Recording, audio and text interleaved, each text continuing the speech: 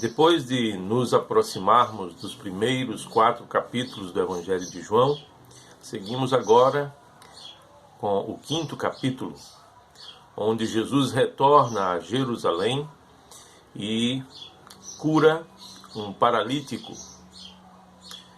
Ali ele realiza o 3º sinal relatado, narrado pelo Evangelho de João.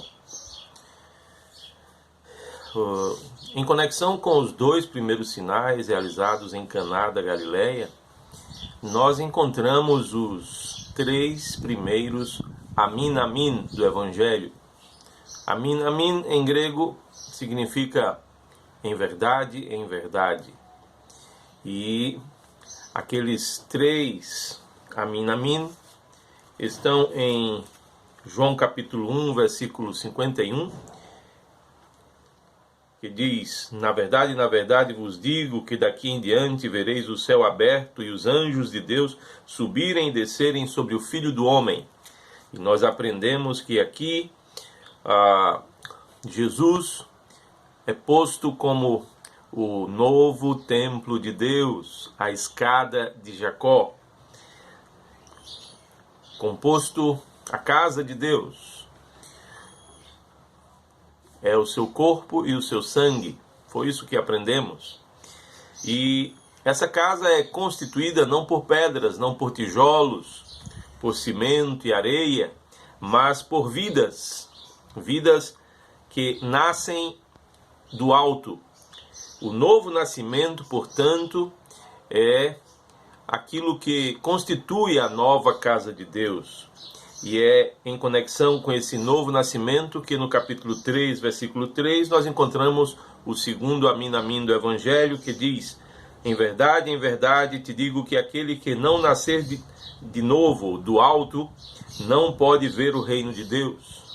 E também no capítulo 3, versículo 5, o 3º Amin Amin, que nos diz: na verdade, te digo que aquele que não nascer da água e do Espírito, não pode entrar no reino de Deus. Assim, o nascimento espiritual operado pelo Espírito Santo que Jesus haveria de enviar, o Espírito Santo que sobre Jesus não foi posto sob medida, não foi dado sob medida, ao contrário, o Pai lhe deu o Espírito Santo sem medida. Esse Espírito Santo operaria o nascimento espiritual. O Jesus que desce do céu é aquele que batiza com o Espírito Santo. Isso que nos ensina os inícios do Evangelho de João. E esse Espírito Santo que, conforme mais adiante o Evangelho de João dirá, descerá dos céus, ele opera o batismo com o Espírito Santo, que é o nascimento espiritual por meio do santo batismo da igreja. Um batismo que não é constituído por mera água, mas pelas águas vivas do Espírito Santo.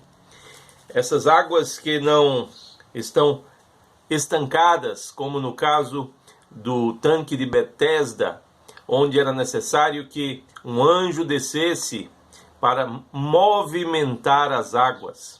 As águas do Espírito de Deus são rios que saltam para a vida eterna.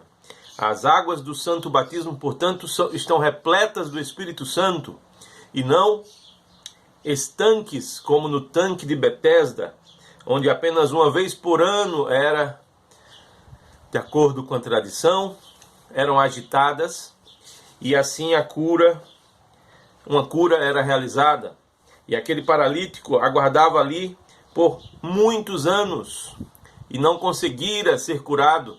E agora Jesus, realizando o 3º sinal relatado pelo Evangelho de João, cura aquele paralítico, mostrando que de fato veio ao mundo, o Logos de Deus veio ao mundo, o Logos que preexistia com Deus desde todos os séculos, veio ao mundo para curar a humanidade. E é precisamente nesse contexto que aparece o 4º e o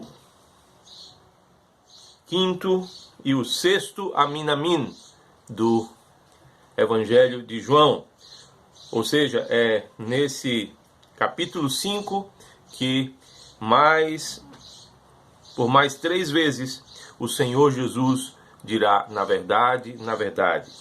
No capítulo 5, versículo 19, ele diz: na verdade vos digo que o Filho do Homem por si mesmo não pode fazer coisa alguma se o não vir fazer ao Pai.